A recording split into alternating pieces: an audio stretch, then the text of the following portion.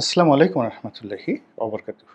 সম্মানিত দর্শক, ঢাকা মেডিকেল কলেজের যে বার্ন ইউনিট, অর্থাৎ যেখানে আগুনে পোড়া রোগীদের চিকিৎসা সেবা দেওয়া হয়, তো সেই বার্ন ইউনিটটি এখন সারা বাংলাদেশের আলোচনার কেন্দ্রবিন্দু। এই আগুনের রোগীদেরকে সেবা দেওয়ার জন্য, আগুনে পোড়া রোগীদেরকে সেবা দেওয়ার জন্য এই ঢাকা মেডিকেল বার্ন ইউনিটের পাশে আবার শেখ হাসিনা বার্ন ইনস্টিটিউট তৈরি করা হয়েছে বিশাল আকারে। এখন এটা শেখ হাসিনা বার্ন ইনস্টিটিউট নাম দেওয়া হয়েছিল, এখন সেটা আছে কিনা আমি বলতে পারবো না। তবে এই যে ঢাকা মেডিকেল কলেজের যে বার্ন ইউনিট, এটির সঙ্গে আমার সম্পৃক্ততা, সখ্যতা, পরিচয় দীর্ঘদিনের। ঠিক রাষ্ট্রীয় ক্ষমতা যখন ভোগ করেছি তখনও ছিল, এবং এই প্রতিষ্ঠানটির উন্নয়নের জন্য বা এই প্রতিষ্ঠানে যারা কর্তা ব্যক্তি তাদের অনেকের সঙ্গে নিদারুণ একটি সম্পর্ক, ব্যক্তিগত সম্পর্ক রয়েছে। এবং এখানকার যে চিকিৎসা ব্যবস্থা অতীতে ছিল যেমন বা এখন কেমন আছে, সেটি মোরাললেস অন্য যে কোনো রাজনীতিবিদদের চাইতে হয়তো আমি ভালো জানি। কেন ভালো জানি সেই কথাটা বলবো আজকের এই ভিডিওতে। এই কারণ হলো যে এই মুহূর্তে ঢাকা মেডিকেলের বার্ন ইউনিট বাংলাদেশের আলোচনার কেন্দ্র, এবং এটি যে পারঙ্গমতা দেখাচ্ছে এবং মানুষকে যে সেবা দিচ্ছে ঢাকা মেডিকেলের যে এই ইউনিটটি, পুরো চিকিৎসা ব্যবস্থাতে এত চমৎকার অভিযোগবিহীন ঘটনা কখনো ঘটেনি। যেমন রাজনৈতিক হানাহানি নিয়ে ঢাকা মেডিকেলের জরুরি বিভাগে যায়, অন্যান্য বিভাগে যায়, সেখানে নানা রকম দুর্ঘটনা ঘটে, অনিয়ম ঘটে। এরপরে জুলাই আগস্ট বিপ্লবে যারা আহত হয়েছেন তাদের একটা বিরাট অংশ নিউরো সায়েন্সে গেছেন, একটা বিরাট অংশ মানে জাতীয় চক্ষু ইনস্টিটিউটে গেছেন, তারপরে পঙ্গু হাসপাতাল, পিজি হাসপাতালে ভর্তি আছেন। তাদের অনেক অভিযোগ চিকিৎসা ব্যবস্থা নিয়ে। কিন্তু এই যে ঢাকার যে মাইলস্টোন স্কুল অ্যান্ড কলেজে মর্মান্তিক বিমান দুর্ঘটনা ঘটল, জঙ্গি বিমানের যে ধ্বংসাবশেষে যে আগুনে মর্মান্তিক বিয়োগাত্মক যে দুর্ঘটনাটি ঘটল, তার ফলে আপনার আমার নয়নের মণি, কলিজার টুকরা, চোখের মণি, ছেলে সন্তান, এবং এখানে যারা আবার সেই অ্যাঞ্জেল শিশু কিশোর, মানে ফেরেশতারূপী শিশু কিশোরদেরকে যারা আগুনের হাত থেকে বাঁচানোর জন্য চেষ্টা করেছেন, তাদের কেউ কেউ মারা গেছেন, শিক্ষক এবং শিক্ষিকা, এবং অনেকে আহত হয়েছেন। তো যারা আহত হয়েছেন তারা সবাই এখন ঢাকা মেডিকেলের এই বার্ন ইউনিটে চিকিৎসা নিচ্ছেন, ভর্তি হয়েছেন। অনেককে মানে ইতিমধ্যে এখান থেকে সুচিকিৎসা দিয়ে তাদেরকে বাড়িতে পাঠানো হয়েছে, এবং অনেকের চিকিৎসা চলছে। এবং ঢাকা মেডিকেলের এই বার্ন ইউনিটটি এই সময়টিতে এসে যে সেবা দিচ্ছে এবং এত রোগী একসঙ্গে এখানে যেভাবে এসেছে, এটা এই প্রতিষ্ঠানটি তৈরি করার পরে কখনো এত অধিক সংখ্যক রোগী আসেনি, এবং এত সেন্সিটিভ, মানে বাচ্চা শিশুরা, এবং সবাই ধনীর সন্তান, যাদের অনেকেই ধনীর সন্তান, যারা ইচ্ছা করলে সিঙ্গাপুরে নিতে পারতো, সময় থাকতো তারা হয়তো ইউনাইটেডে বা এভার কেয়ারে বা স্কয়ারের মতো যে সকল 5 তারকা মানের ধনীদের হাসপাতালে রয়েছে সেখানে নিতে পারতো, কিন্তু ওখানে এই ধরনের সুযোগ সুবিধা একেবারেই নেই, যেটা এই ঢাকা মেডিকেলের বার্ন ইউনিটে রয়েছে। তো এই বার্ন ইউনিটের সঙ্গে যে নামটি প্রথম থেকে মশহুর, তিনি হলেন ডাক্তার সামন্ত লাল সেন।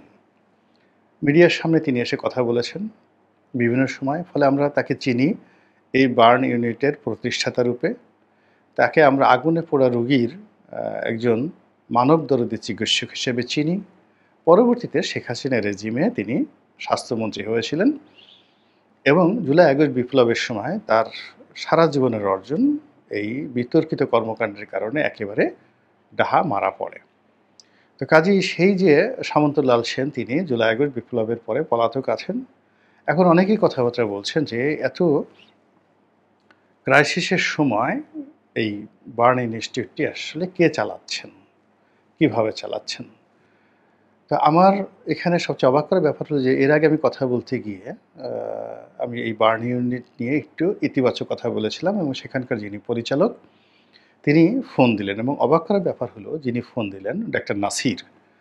তিনি আমার খুবই ঘনিষ্ঠ বন্ধু, আমার পারিবারিক ডাক্তার এবং ২৫ বছরের অধিক সময় ধরে আমি তাকে চিনি। আমার পিতার চিকিৎসক, আমার নিজের চিকিৎসক, আমার স্ত্রী, আমার সন্তান এবং আমার সন্তানদের সুন্নতে খতনা থেকে শুরু করে সবকিছুই এই ডাক্তার নাসির এবং আমার শ্বশুর, শাশুড়ি মানে আমার পরিবারের যত অপারেশন রয়েছে সবই সেটা বার্ন ইউনিটে উনি কাজ করলেও যেটা উনি একজন প্লাস্টিক সার্জন কিন্তু ওনার সহযোগিতা নিয়ে আমি ঢাকা মেডিকেলের পুরো সুযোগটা নিয়েছি। আমার নিজেরও দুটো অপারেশন সেখানে হয়েছে এই ঢাকা মেডিকেলে। ফলে ঢাকা মেডিকেলের চিকিৎসা রোগী হিসেবে, এমপি হিসেবে আমি সেখানকার অনেক কর্মকাণ্ড যেহেতু আমার আগের দুর্বলতা ছিল, আমি ঢাকা মেডিকেলের উন্নয়নে যথাসম্ভব প্রাণান্ত চেষ্টা করেছি। তো এখানে একটা ঘটনা বলি যে এই বার্ন ইউনিটটি আধুনিকায়ন করা এবং শেখ হাসিনার যে এই যে বার্ন ইনস্টিটিউট যেটা প্রতিষ্ঠা করেছে পাশে, সেটা প্রতিষ্ঠা করার জন্য এই অধম গোলাম মোল্লা রনি কিছুটা ভূমিকা আছে এবং সেখানে জাস্ট একটা ঘটনা বলি, এটা ২০০৯ বা ১০ সনের ঘটনা। তো আমি আমার ছেলে তখন ঢাকা মেডিকেলে চিকিৎসা নিচ্ছিল। ওই সময়টিতে আমি ঢাকা মেডিকেলের যে পরিচালক ব্রিগেডিয়ার মুস্তাফিজুর রহমান সম্ভবত নাম, ওনার রুমে বসা ছিলাম। তো ওই সময়টাতে ওই ডাক্তার সামন্তলাল সেন সেখানে এলেন। তো আমি তার নাম শুনেছি, একবার দুবার হয়তো দেখেছি। কিন্তু তখনও ওই অগ্নিকাণ্ডের বড়, বড় কোনো ঘটনা ঘটেনি। উনি জাস্ট বার্ন ইনস্টিটিউটের পরিচালক সামন্তলাল সেই হিসেবে পরিচিতি এবং তিনি মিডিয়া বান্ধব লোক, সব জায়গায় মানে কথাবার্তা বলেন। তো উনি আমাকে সালাম দিলেন এবং উনি খুব মিশুক প্রকৃতির। মানে উনি আমাকে চিনতেন টেলিভিশনের কারণে। ২০০৯-১০ সন থেকেই তো মোটামুটি আপনারা আমাকে অনেকেই চিনেন। তো যাই হোক উনি ব্রিগেডিয়ার যে মোস্তাফিজ সাহেব আছেন, তাকে বারবার বলার চেষ্টা করছিলেন যে একটু শিক্ষামন্ত্রী মহোদয়ের সাথে দেখা করা দরকার। আজকে ১ সপ্তাহ যাবৎ তিনি অ্যাপয়েন্টমেন্ট পাচ্ছেন না আর ভিতরে ঢোকার জন্য কোনো পাসও তার নেই। তো মোস্তাফিজ সাহেব বলছেন যে আমি এখানে চাকরি করি, আমার পক্ষে কি আসলে একজন মন্ত্রীকে, তখন প্রফেসর রুহুল হক শিক্ষা মানে স্বাস্থ্যমন্ত্রী। তো স্বাস্থ্যমন্ত্রীকে ফোন করা সম্ভব? এটা অসম্ভব ব্যাপার, আমি এটা পারব না। তো বলল যে তাহলে আপনি একটু স্বাস্থ্য সচিবকে বলে দেন। বলে সেটাও কি সম্ভব না? আমি একজন ব্রিগেডিয়ার, একজন স্বাস্থ্য সচিব, আ সম্ভবই না। তো কথাটা শুনে আমি তারে জিজ্ঞেস করলাম যে ব্যাপারটা কি? তখন তিনি বললেন যে আমরা এই প্রতিষ্ঠানটিকে আধুনিকায়ন করছি এবং প্রধানমন্ত্রী শেখ হাসিনার সঙ্গে আমার অনেক কথাবার্তা হয়েছে। তিনি এটা আধুনিকায়ন করার ব্যাপারে সব অ্যাপ্রুভাল দিয়ে দিয়েছেন। কিন্তু আমি আমলাতান্ত্রিক জটিলতার কারণে সচিবালয়ের ভিতরে ঢুকতে পারছি না, সচিবের সাথে কথা বলতে পারছি না এবং প্রধানমন্ত্রীর এই যে নোটটা এটা আমি আ যেটা স্বাস্থ্যমন্ত্রী তার সামনেও নিতে পারছি না এবং স্বাস্থ্যমন্ত্রী যেহেতু ডাক্তার, খুব লিডিং ডাক্তার, তিনি এই সমস্ত সামন্তলাল বা অন্যান্য যারা আছেন এদেরকে দাঁড়াতেও দিতেন না সামনে, রুমে ঢুকাতে দূরের কথা। তা আমি তাকে বললাম যে, "আচ্ছা ঠিক আছে, চলেন আপনি আমার সঙ্গে চলেন, আসেন।" যেহেতু এমপি হিসেবে আমার সচিবালয়ে ঢোকা অবাধ ছিল। শেখ হাসিনার আ ঘনিষ্ঠজন ছিলাম বলে একটা দুর্নাম ছিল। তো যার জন্য কোনো মন্ত্রী, এমপি, সচিব বা কারো রুমে ঢুকতে বা কথা বলতে আমার আসলে কখনো মানে অ্যাপয়েন্টমেন্টের দরকার হতো না। আর ওই ধরনের কোনো আমি যা বলতাম ওটা সবাই খুব স্নেহের দৃষ্টিতে, ভালোবাসার দৃষ্টিতে যেভাবে বলেন না কেন এটা করে দিত। তো আমি আ ওই ডাক্তার সামন্তলালকে নিয়ে মন্ত্রীর রুমে গেলাম। গিয়ে বললাম যে, "এই ঘটনা। আপা যেটা চাচ্ছেন, আপনারা এই ভদ্রলোককে ঢুকতে দিচ্ছেন আজকে ৭ দিন যাবৎ, কোনো কিছু করতে পারছে না।" তো উনি সঙ্গে, সঙ্গে সচিবকে ডাকায় আনলেন। ওই ফাইলটা দেখলেন, সবকিছু করলেন এবং আমার চোখের সামনেই উনি এটা অ্যাপ্রুভ করে দিলেন। ঠিক আছে, ডু ইট। কি হয়েছে জানি না বা কোন ধরনের কাজ ছিল, বাট আমার এই যে ১ম ৯ বা ১০ সনে এই ঘটনাটা সাক্ষী। মানে আদার দেন ওই যে ডাক্তার নাসিরের সাথে তখন আমার সম্পর্ক, তিনি তখন অ্যাসিস্ট্যান্ট প্রফেসর বা এরকম কিছু বা লেকচারার এরকম কিছু। কিন্তু ওই সময়টাতে সামন্তলাল যিনি আছেন অ্যাডমিনিস্ট্রেটিভ লেভেলে তিনি ছিলেন চিফ পরিচালক। তো এইটা আমার দেখার সুযোগ হয়েছিল। পরবর্তীতে যেটা হলো যখন নিমতলী দুর্ঘটনাটা ঘটলো, আ তারপরে শেষে ২০০০ নিমতলীতে দুর্ঘটনাটা ঘটলো, তখন শেখ হাসিনা সিদ্ধান্ত নিলেন এরকম একটা বার্ন ইনস্টিটিউট সেখানে তিনি করবেন। কিন্তু সমস্যা হলো যে ওখানে একটা পেট্রোল পাম্প ছিল এবং ওই পেট্রোল পাম্পের মালিক কোনো অবস্থাতেই জায়গা সে দেবে না এবং সে মামলা করে বসলো। তো মামলা করে বসার পর কোনো অবস্থাতে এখানে ইনস্টিটিউট করা যাচ্ছিল না। এখন ওটা হাইকোর্টে যেতে হবে, হাইকোর্ট মুভমেন্ট করতে হবে। তো ডাক্তার নাসির যেহেতু আমার বন্ধু মানুষ পরিচিত, তিনি আমার অফিসে আসলেন on behalf of doctor Samanta Lal Sen যে আপনি যদি তার কাছে যান তাহলে সে হয়তো এই ব্যাপারে হেল্প করতে পারবে। তো যাই হোক, তো ডাক্তার নাসির এলেন। আমি জিজ্ঞেস করলাম, আপনারা কাকে দিয়ে মামলাটা মুভমেন্ট করতে চাচ্ছেন? তো বলল যে আপনি যাকে বলবেন। তা আমি বললাম যে এখন তো সুপ্রিম কোর্টের যে বার কাউন্সিল, মানে সুপ্রিম কোর্ট লয়ারদের যে অ্যাসোসিয়েশন, সেটা সাধারণ সম্পাদক, আইনজীবী সমিতির সাধারণ সম্পাদক সম রেজাউল করিম পরবর্তীতে মিনিস্টার হয়েছিলেন, আমার খুব ঘনিষ্ঠ বন্ধু।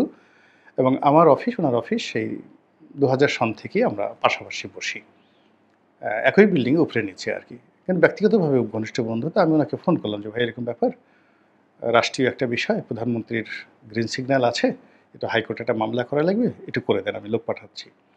তো সম রেজাউল করিম সাহেব খুব আন্তরিকতা নিয়ে খুব শর্ট টাইমে এটা করে দিলেন। এবং এটার জন্য একটা বেশ বাজেট ছিল, 5 লাখ টাকার মতো বা আরও বেশি বাজেট ছিল। সেই টাকাটা ডাক্তার নাসির বা সামন্তলাল সেন তারা দিতে চাইলেন সম রেজাউল করিমকে, কিন্তু সম রেজাউল করিম সাহেব এই বার্ন ইনস্টিটিউটের স্বার্থে বা আমি যে রিকোয়েস্ট করেছি সেই স্বার্থে বিনা ফিতে, মানে কোনো রকম পয়সা না নিয়েই তিনি সেটা করে দিয়েছিলেন। এবং সম রেজাউল করিমের সাথে আমার এমন বন্ধুত্ব, আপনি চিন্তা করেন যে ওই যে সাংবাদিক পিটানোর যে মামলাটি হাইকোর্টে স্থগিত হয়েছিল সালমান এফ রহমানের বিরুদ্ধে, ওই মামলাটি কিন্তু সম রেজাউল করিম আমার পক্ষে লড়েছিলেন সালমানের বিরুদ্ধে। এবং সেখানে আমি শত চেষ্টা করেও তাকে কিন্তু একটি পয়সাও দিতে পারিনি। ফলে অনেকের কাছে, আপনাদের কাছে, সে যেভাবেই হোক না কেন, আমার কাছে সম রেজাউল করিম এই অনেকগুলো ঘটনা, আমরা যেহেতু প্রতিবেশী, আমি এই সাক্ষ্যগুলো দিলাম আর কি।